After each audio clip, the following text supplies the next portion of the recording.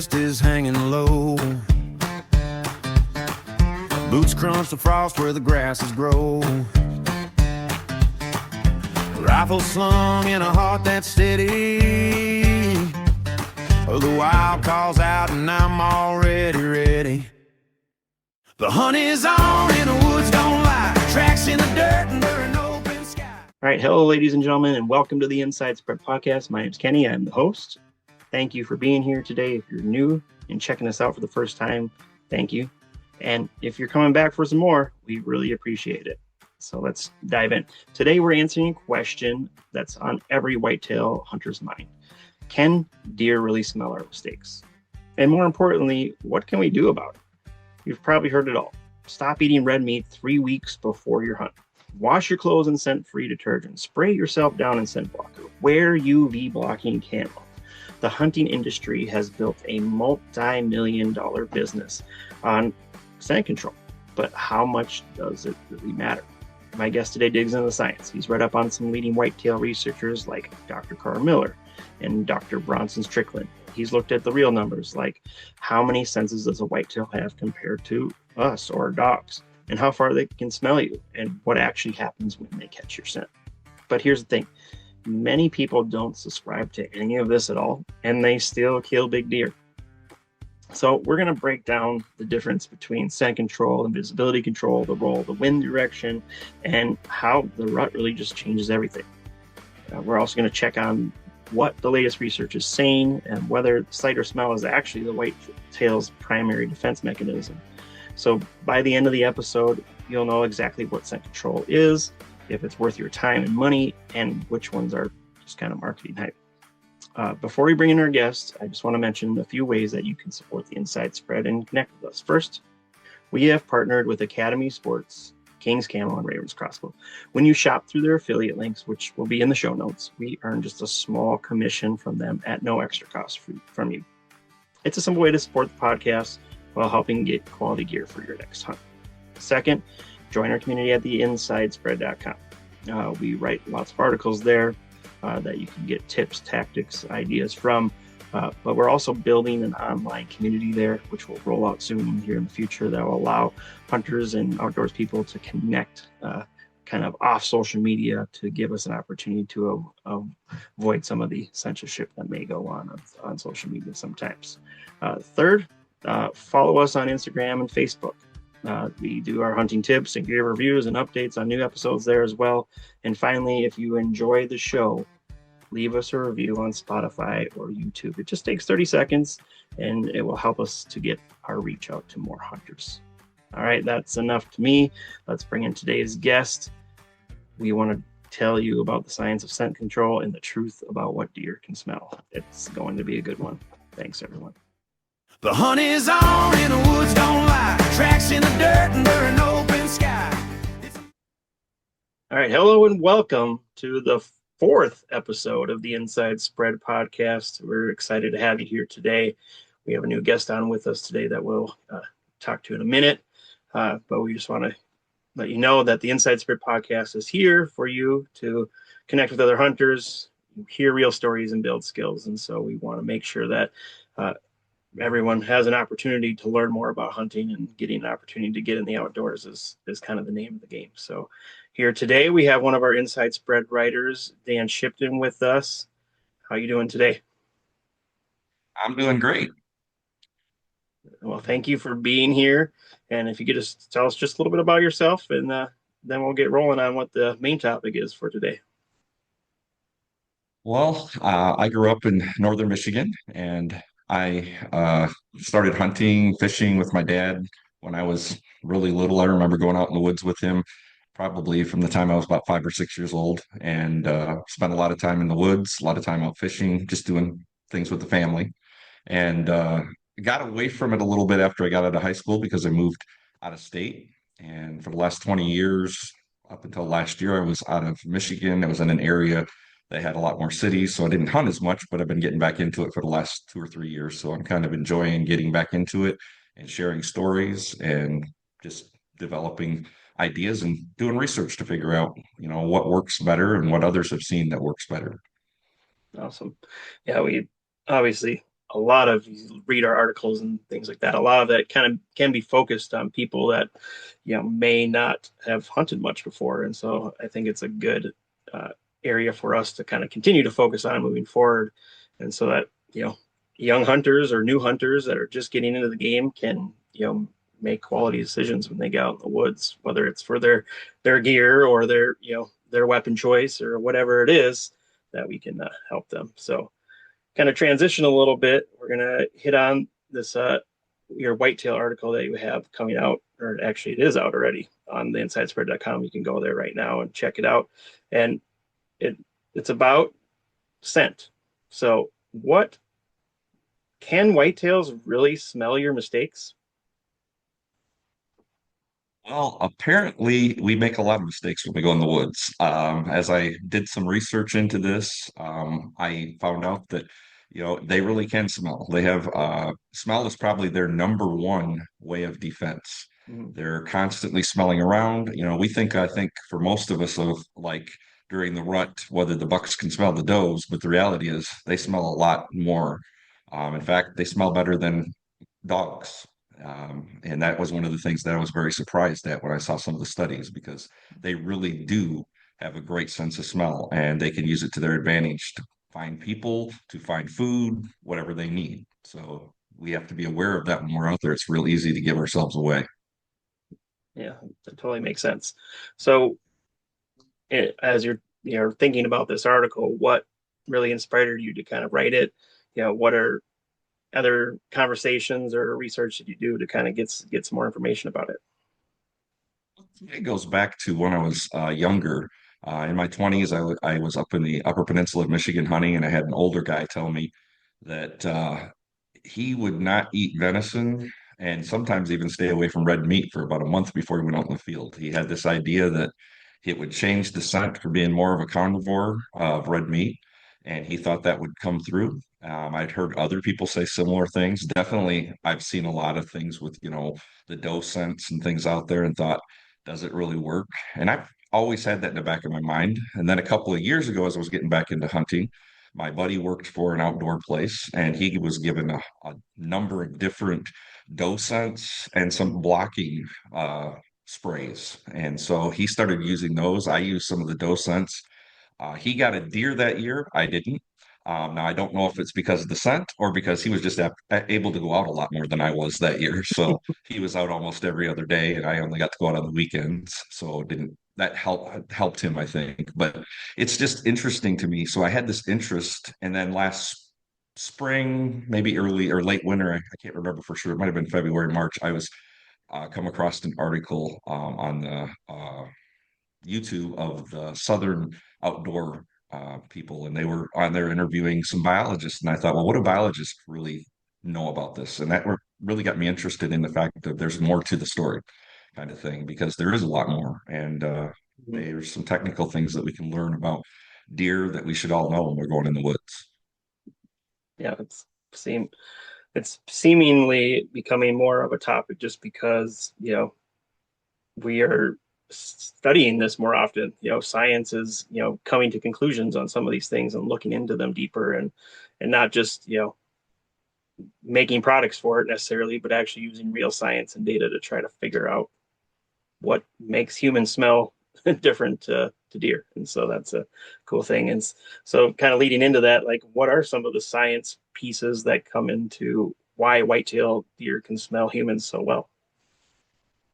Well, some of the science that comes into it, interestingly enough, it one of the things I discovered is like we have what they call VOCs, or it's basically what the scent that people put off. What it actually, when you get into it, some of the scientists, like John Coleman, he said that everything gives off scent.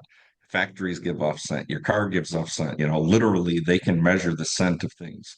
And so Mm-hmm. some of the studies have been looking at that, and then they also look at the olfactory power. And like he had mentioned that humans' whole olfactory power, we smell at around 60 million um, olfactory senses. A dog has 300 and deer have 6 to 800. Okay. So their smell is so much better. Ours is. And it was interesting because as I looked into it and was doing the study and reading all these different articles, it shows the science really does show that different scents are picked up.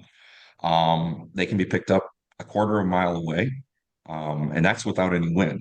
If the wind's blowing, it could go further. It could go a mile, maybe 2 miles even, because the woods don't block us. That's the other thing I think of back when I was like younger. People would say, well, like you cut the pine boughs and put them around your blind and it'll knock your scent down. It might Yeah. some, but the reality is you're still going to smell through that. Um, and it's just the fact that it shows us the science behind it. They've been doing science for the last, I think it's been since the 90s. They've really been looking at the olfactory nerves on deer. They've been looking at how they smell. They've been looking at these different types of scent and what stands out. And it really does show that, they can smell us that far away. Another thing that really surprised me is Mm. Bill Winke was another person that I read about, and he said that your scent on your shoes that you go into the woods and it can actually stay on the ground for up to 10 days. And Wow. I thought that's just wild because, most of us go out, set our blinds up, go back out later on, and so we're leaving scent every time we go out there and it Yeah. stays around. So that just, really shows there is some real science behind this. That's pretty incredible to think about. 10 days is a long time to be like, Yeah. huh, what could be happening out there when you're not there? So obviously we can go to any retail store these days and you can see tons of scent control products on the market. Uh, what are some that, you know, you don't necessarily need to name brands, but maybe there's some things that may, you know, people should consider when they're thinking about their scent control. I think the three main things that I've discovered are that there are what they call scent blockers. Scent blockers are like the sprays, usually spray it over your clothes, over your shoes as you're going out, and it's supposed to block any scent from getting out. So if you're wearing it on your coat, it's supposed to keep your scent from getting out as much. Hmm. Then they have what they call covers, which is more like the doe urines and other things that you get out there that put scent onto you or onto the ground around you. There is a lot of studies that have been showing that that kind of works. It does attract them in. You see them by your trail cameras and stuff. Hmm. Doesn't really cover our scent up, but it brings them in for other reasons. Yeah. So the blockers, it's the same way. It doesn't necessarily cover our scent all the way. There are some that say they're better than others. And then the last area, the third area, is what they basically, it's called being non-scented. And Hmm. that is where you get non-scented soaps. You can get, body washes, you can get soaps, you can get hand wipes, and you can get stuff for your clothing, laundry Hmm. soap. Yeah. They even make dryer sheets now, which I know one of the things I read about was the recommendation is to like wash in that and then hang it outdoors so you get the outdoor scent on your clothes more just as it's drying. But they do for people that don't have the opportunity or just are in the city or something, they still have dryer sheets now that have no scent. And so again, that's just taking the odd scents out of the material because when Hmm. we buy new coats or whatever, they're going to be scented from the factory. No matter whether they say they're not or not, they're going to have some kind of scent from being in shipping. So it's just a matter of removing all the scent out of it Yeah. I as mean, best as possible. once it gets to your house, it's going to sit in your house or sit in a, storage bin or whatever the case may be. So there's a Yep. there's a whole slew of scents that could be coming through. I was thinking about this because like my my dad didn't necessarily do a ton of scent control. We did like some sprays on our outside clothes, and then we kept our stuff washed and separate from the other stuff using unscented soaps. They were probably not as good as they were now, but they had what they had back then. And but my dad was a smoker, so like I always felt like his human scent was potentially really covered by this smoke smell that maybe maybe deer are still really scared of that. Who knows? But I thought it was very interesting that he kind of had a scent cover that was different than maybe what a human would smell like. Yeah, that's one of the interesting things that I thought about as I was writing this because I knew guys growing up that they drank, they smoked, they did that while they were out in their blinds. They'd have a beer out there, and sometimes we'd go along our fence row on our property and we'd find beer cans and Hmm. people next door to us on neighbor's property always got a deer. And so I always wondered, how did they get a deer? We're worried about scent today. And these guys were getting deer and they're always, smoking. They're always drinking. They're always doing these things that you think would be odd to deer smell, but Yeah, they still got success. yeah, for sure. So So, kind of switching gears there a little bit. When do you feel like scent control is most critical? Is it all the time? Is it more in the early season? Is it pre-rut, rut? When is it most critical, do you feel? I think the most critical time is probably early and probably late in the year. Just because the rut changes things. Just everything I've seen about the rut, what I've studied about it, what I've heard from other people who are out there. I remember a good friend of mine used to down in Illinois. He used to take guides. He used to guide people out and Mhm. hunts and stuff. And he said he'd always tell people everything we do, he says, could work. But he says, once you get in the rut, he said, it's just crazy because he said, bucks just do dumb things. And we've all heard those dumb stories where they walk right into a blind or they're right out in front of you or just it's weird. But when they're in the rut, sometimes they don't think, they don't Yeah, eat. They just kind of wander around and they're in a daze a little bit. So I think when the rut's going on, it's less important. I'm not saying you shouldn't, but it's less important, I would say, than during the beginning of the season before the rut kicks in. that certainly makes sense. They're kind of more on a, they talk about all the time, hunters out in there, they're talking about early season patterns. They're kind of, you know, bed to food type patterns. And so anything that knocks them off their pattern scent could really mess up the situation. Whereas in the pre-rut, or even in the middle of the rut, they really don't care about food in general. Yeah, they eat a little bit to sustain themselves, but other than that, they're only worried about one thing at that point. Yep, So, absolutely. when considering setting yourself up for like a stand or a blind, what do you think is important about the wind direction and the scent control, even on items like a blind? Well, first of all, I think you have to, know that like if you buy a blind, pre-made blind, a lot of people have the portable ones they put out for the season or whatever. Those I think you have to be aware might have scent on them that you might want to use the scent blockers on. The other thing is definitely wind direction. I know for myself, I've watched the wind patterns where I'm hunting on my parents' property. I know they generally move more southwest to northeast just because of the way the trees are.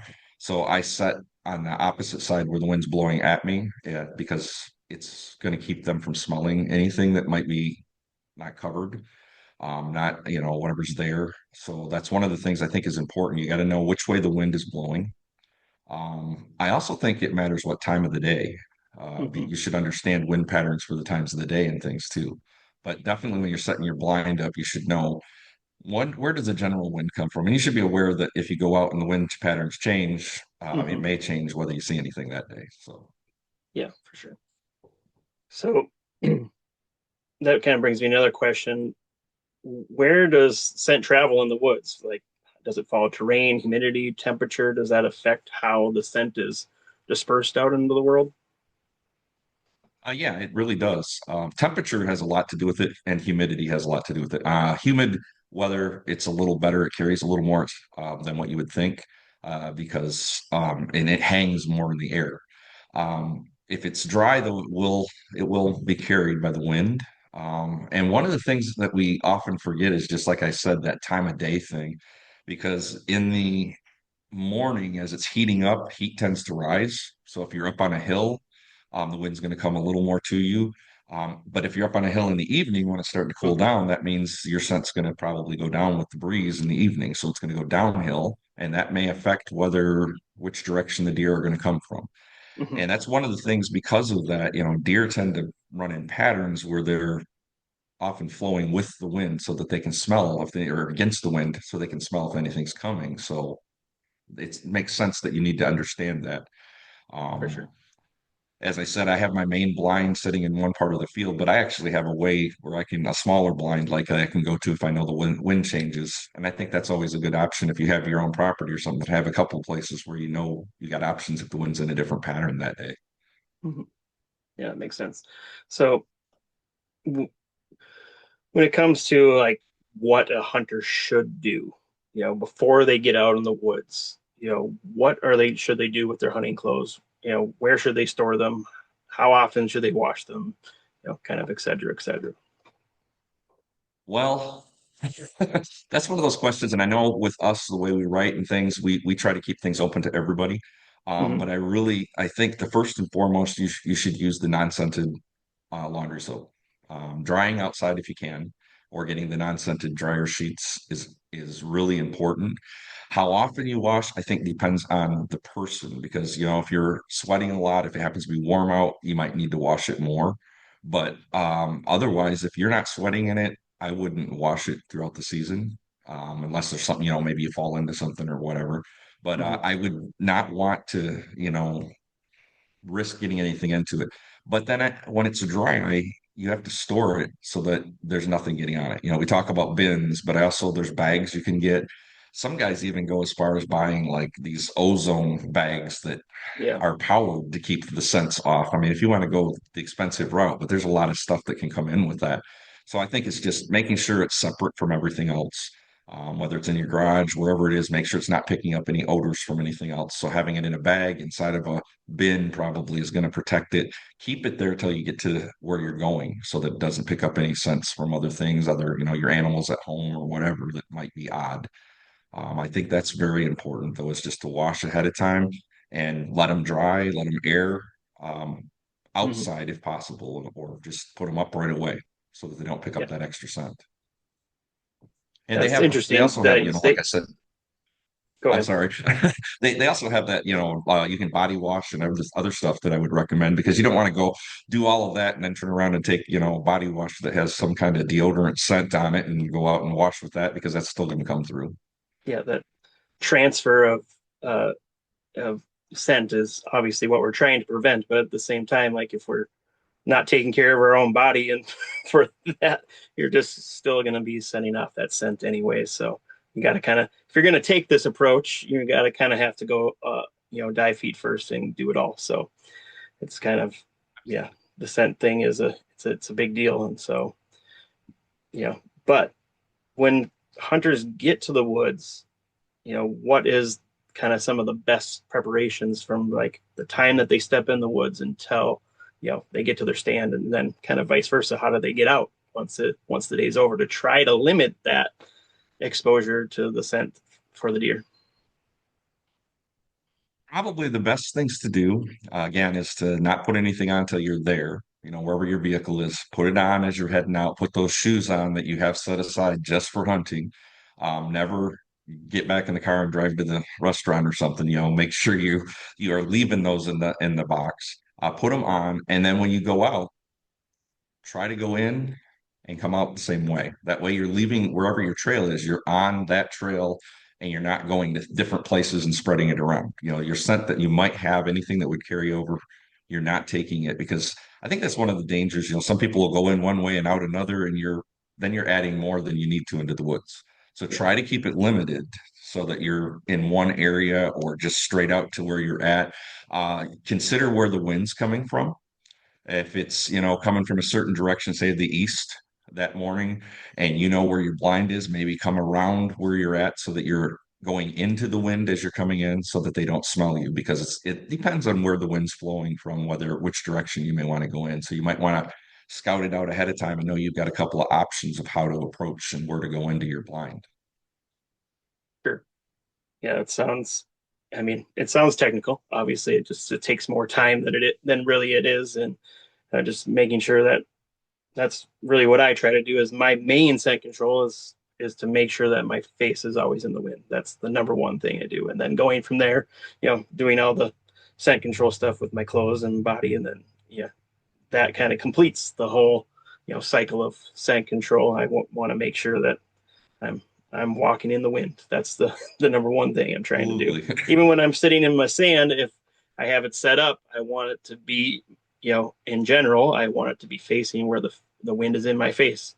So I'm going to sit in my stand, the wind's hitting me. So the stuff I can't see that's behind me is where my scent is going instead of where I, have my lanes cut out where I'm ready to shoot. Absolutely. So, the kind of one of the I guess, bigger elephants in the room because there's a lot of things that come in with scent control. There's like hunters that really swear by scent control, and then there's others that completely ignore it, but they still manage to kill deer. Why do you think that is? Some of that I think goes back to our conversation before where we're talking about the people we know, like you said, your dad, some people just um they get their deer every year. Doesn't matter. They can go out and be smoking. You can go out after they've been out there and find a pile of, cigarettes crushed against the tree, and they've been there every year hunting that spot. I don't honestly perfectly have an answer, but it's kind of like just like the whole idea that you can do everything right and still it may not work. You can do all the scent blocking things that are out there, but none of them are 100% guaranteed. Some of it's luck. And some of it, I think, is knowing the woods. And I really personally think some of it is if you're hunting your own land, especially or land that you're on a lot, it's because you're there. And I think that because I watch my dad, I hunt on the back of his property. He doesn't hunt anymore. He can't see well enough to do that. But he walks around, he does his gardening on the edge of his yard. And then that night, we'll be sitting in his house and deer will walk right by his window. I mean, they're not afraid of his scent because he's out in his yard all the time. So I think they just anything they're familiar with, they're not as afraid of. So if we're out in the woods, maybe setting our stands up, setting our blind up, if it's someplace we're going to be, maybe go out there once in a while. And I'm not talking about during season, but maybe, August, September, go out and spend some time in that area. That Mm-hmm. way they get used to your smell, just because they're used to it and it's not something new. Because it is definitely with deer, they're on guard, and anything that spooks them, whether it's sight, whether it's smell, it's something different that usually catches their attention. So if it's something they're used to, they're just going to kind of ignore it as they move along. And I think that's the same with scent. I think for some guys, it's in my writing, I reference Uncle Jake. He's kind of like that guy that is the epitome of everything we've ever seen. The guy that gets his deer every year, no matter what he does. And I Mm-hmm. think that's part of it is we've all known those guys, and it's because they're out in that area all the time. They just know where they're at, they know where the deer are at, and they get a deer because the deer, I think, are used to them being there. Yeah, for sure. I think that's a really good point. And, just getting out into the woods and to your area that you're hunting in, especially early in, before season, you're walking through there. And if, it goes back to what we talked about, if it's sitting there for 10 days and hey, you go out there once every, 10 to 15 days or once every month, then they're smelling that scent at least once a month. And then that comes to the point where they may not fear that as much because nothing negative is happening when they smell that scent. And, you know, that's way beyond me in the science realm of if that's even possible. But it seems like, at least anecdotally, that that could be the case. And I think of even this year as I was setting up my blind and getting it set in the field. I went back in September and I had a bunch of brush that I had to move around, and I moved that brush around, and I set my trail camera where I was in that area where I was going to be at, and I figured, okay, it's going to be 4 or 5 days before anything even shows up because, I just was out there, and that night a deer walked right up, looked right in the camera, and I was just like, well, apparently the scent of me being there didn't seem to bother him a whole lot, Yep. so it's And just one of those things. I would guess that initially they might even be curious to what that scent is, just to go smell it to make sure that it isn't something dangerous.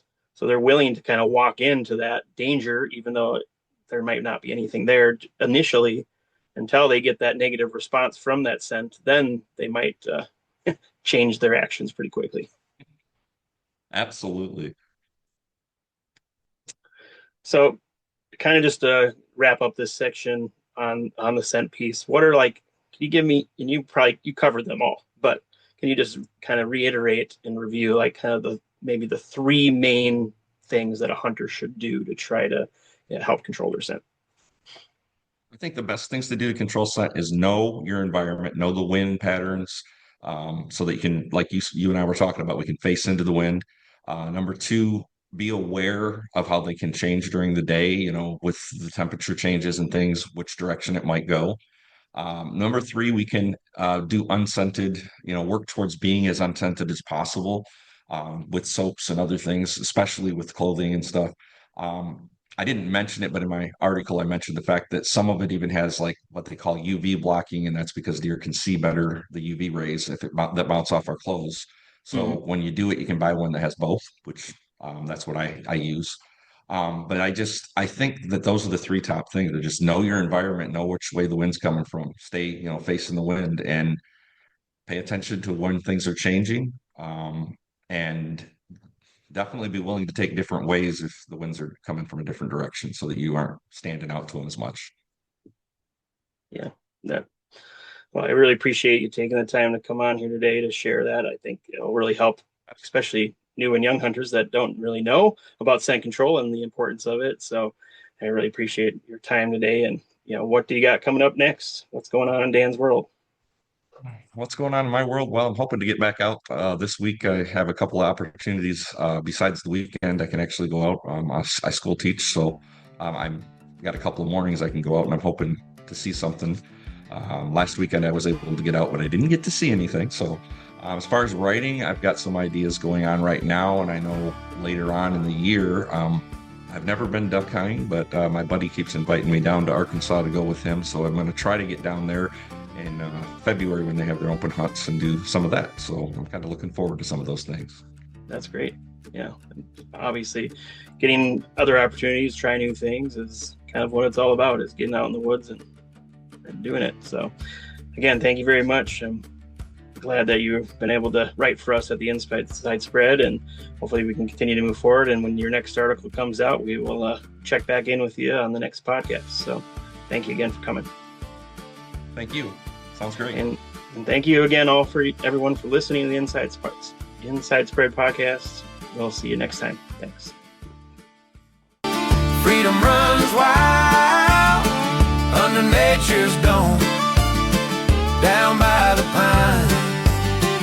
It feels like home. Crisp wind whispers through the autumn gold.